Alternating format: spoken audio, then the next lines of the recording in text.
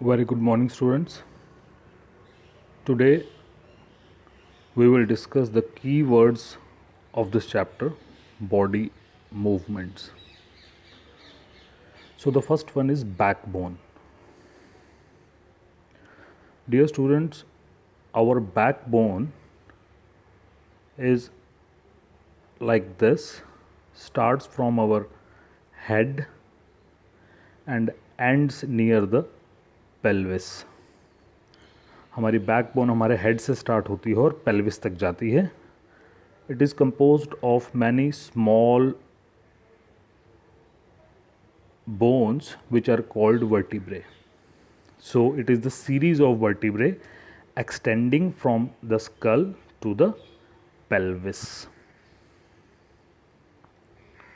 Next is ball and socket joint.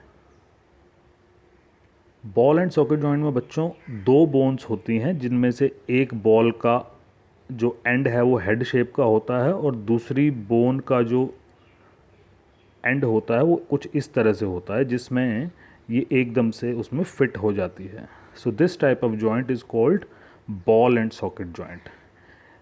इसका एक बहुत बड़ा फ़ायदा होता है कि बहुत सारी डायरेक्शंस में इस जॉइंट के कारण बोन की मूवमेंट हो जाती है. Next is bristles. ब्रिसल्स क्या होते हैं बच्चों? अर्थवॉर्म की जो बॉडी होती है वो बहुत सारे सेगमेंट्स में डिवाइडेड होती है, तो हर सेगमेंट्स में छोटे छोटे हेयर लाइक स्ट्रक्चर्स होते हैं. These hair like structures are called bristles और सीटे. इन्हीं ब्रिसल्स की हेल्प से जो अर्थवॉर्म है वो ज़मीन पर चलते हुए अपने आप को एंकर कर पाती है. इससे उसको मूवमेंट में बहुत हेल्प मिलती है. अपने आप को वो मिट्टी से या उस सॉइल वाले सरफेस से चिपका कर रख पाती है. Next is cartilage. कार्टिलेज एक बच्चों कनेक्टिव टिश्यू होता है. बोन की तरह हार्ड तो नहीं होता, लेकिन एट सम प्लेसेस कुछ जगहों पर ये थोड़ा सा हमको फॉर्म यानी थोड़ा सा हमको हार्ड दिख सकता है. जनरली ये एक लचीला सा टिश्यू होता है, फ्लेक्सिबल भी होता है.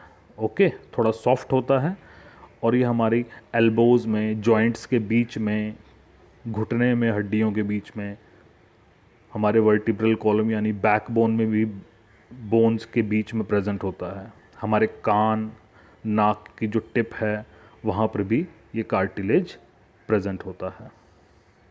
Next cavity. कैविटी अभी हमने बच्चों बॉल एंड सॉकेट जॉइंट पीछे डिस्कस किया, तो ये बॉल शेप का जो स्ट्रक्चर है जो दूसरी बोन के अंदर फिट है, तो ये पोर्शन जो है इसको हम कैविटी कहते हैं. तो कैविटी क्या है? एक सॉलिड ऑब्जेक्ट के अंदर जो एम्प्टी स्पेस होता है उसको हम कैविटी कहते हैं. नेक्स्ट है fixed joint. Fixed joint are those joints which are immovable, जो हिल नहीं सकते हैं. ऐसे जॉइंट्स को हम फिक्स्ड जॉइंट्स कहते हैं. फॉर एग्जांपल हमारे स्कल में इस तरह की बोन्स, इस तरह के जॉइंट्स प्रेजेंट होते हैं. हमारी स्कल में जो बोन्स होती हैं वो आपस में फिक्स्ड जॉइंट्स के द्वारा अटैच होती हैं, वो मूव नहीं कर सकती. Gait of animals. Gait of animals मतलब the pattern of movement of animals. Movement of animals, animals किस तरह से मूव करते हैं. For example some animals walk on 4 legs, we the humans walk on 2 legs. ठीक है, बर्ड्स भी अपनी दोनों टांगों पर चलते हैं, लेकिन they have adapted to fly, वो उड़ भी पाते हैं. तो अलग अलग एनिमल्स का अलग अलग पैटर्न है मूवमेंट का, उन्हीं को हम गेट ऑफ एनिमल्स कहते हैं. नेक्स्ट है हिंज जॉइंट. हिंज जॉइंट बच्चों ऐसा जॉइंट होता है जो हमारे एल्बोज़ और नीज़ में प्रेजेंट होते हैं. इनके कारण हम सिर्फ एक ही डायरेक्शन में अपनी बोन्स को मूव करा पाते हैं. मसल्स. मसल्स हमारी बॉडी में बच्चों ऐसे स्ट्रक्चर्स होते हैं जो कि हमारी बोन्स के साथ अटैच होते हैं. ठीक है, ऐसा भी होता है कि जहाँ पर हमारे बॉडी में बोन्स नहीं है वहाँ भी मसल्स प्रेजेंट होती हैं. ओके।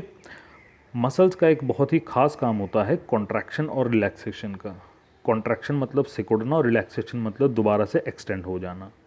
इन्हीं की वजह से हम अपनी बाजू को या हम अपने बोन्स को मूव करा पाते हैं। फॉर एग्ज़ाम्पल, अगर ये हमारी आर्म है तो यहाँ जो मसल होगी वो पहले अगर कॉन्ट्रैक्ट होती है तो हम अपनी बाजू को ऊपर की तरफ ला सकते हैं, और जब ये दोबारा से रिलैक्स होगी तो हम अपनी बाजू को दोबारा नीचे की तरफ ला सकते हैं।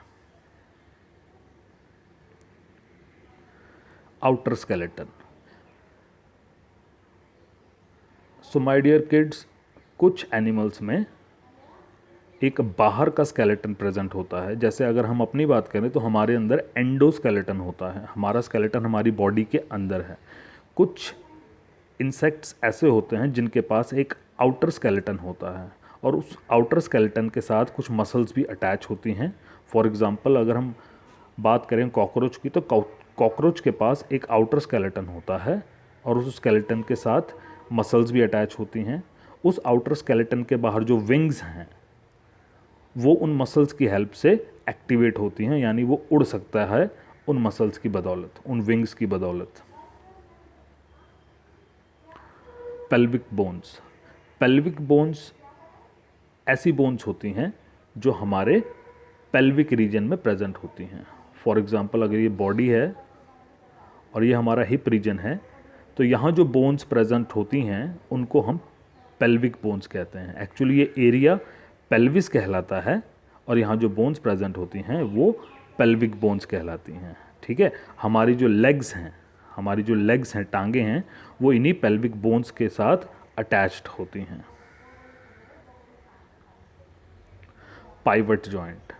बच्चों, पाइवट जॉइंट एक बहुत ही इंपॉर्टेंट जॉइंट है जो हमारी बैक बोन के लगभग ऊपर, जहाँ हमारा हेड बैक बोन के साथ अटैच होता है, वहाँ पर प्रेजेंट होते हैं। इसकी वजह से हम लेफ़्ट या राइट देख पाते हैं, या डाउन या ऊपर की तरफ देख पाते हैं। ठीक है, तो ये 2-3 डायरेक्शंस में मूवमेंट को फैसिलिटेट करता है।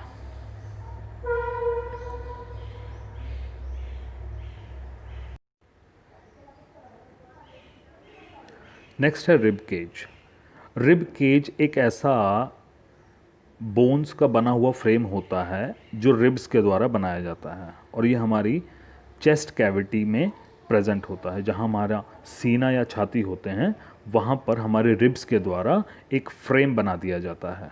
ठीक है, जो हमारे delicate organs like lungs, heart, kidneys, इन सबको वो प्रोटेक्शन देते हैं।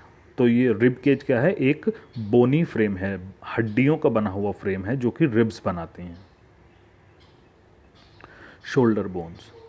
शोल्डर बोन्स में 3 बोन्स आती हैं। जो हमारा शोल्डर यानी कंधा होता है, that portion is made up of 3 different bones.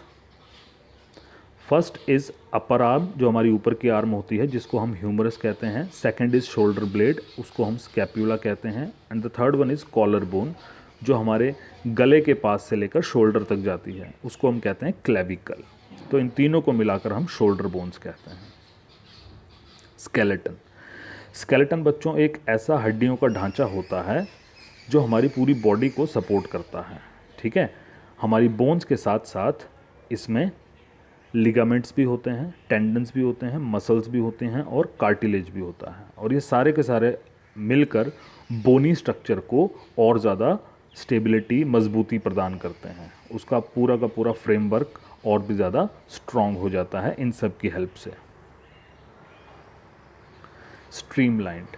बच्चों, स्ट्रीमलाइंड एक बॉडी की शेप होती है जिसमें जो middle portion of the body होता है वो हेड और टेल रीजन से थोड़ा थिक होता है, यानी ऑर्गेनिज्म का आगे का और पीछे का पोर्शन पतला होता है और थोड़ा सा आगे से नुकीला होता है। जैसे कि अगर आप किसी पेंसिल को छीलते हैं तो वो आगे पीछे से इस तरह के शेप में आ जाता है। ठीक है, तो इस तरह की बॉडी शेप को हम स्ट्रीमलाइंड बॉडी शेप कहते हैं।